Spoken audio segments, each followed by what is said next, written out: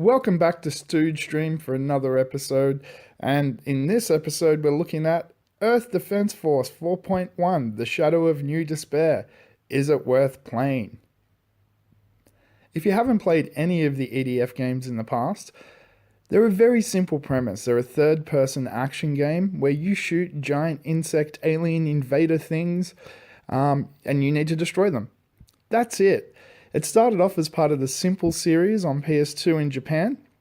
They were budget-made games, but it got such a cult following that since then it's had a whole lot of sequels, including a bunch of handheld iterations as well, like the current Earth Defense Force 2.1 on PS Vita, which is kind of a demake of 4.1, which in itself is kind of a remake of Earth Defense Force 2025.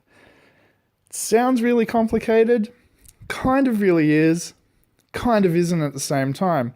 What does that mean for somebody coming into the game? Can you pick up Earth Defense Force 4.1 without having played any of the games previous? Yes, you can. All of these games are simple pick up and play games. They're jam-packed full of content. So the current Earth Defense Force 4.1 has something in the lines of 89 missions. 89 missions. That's crazy for a game these days when you're used to getting, 9 to 10 hours of content normally, or an RPG, you might get 40 plus hours of content. This sits somewhere in the middle. It's an action game with enough to keep you coming back over and over and over. Again, 89 missions, and actually more like 100 online missions. So there's more missions you can do in co-op and so forth than there are in the actual story missions, which is pretty cool in and itself as well. 3 different character classes.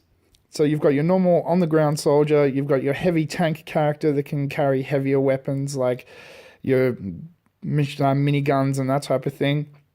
And then you've also got your flying character.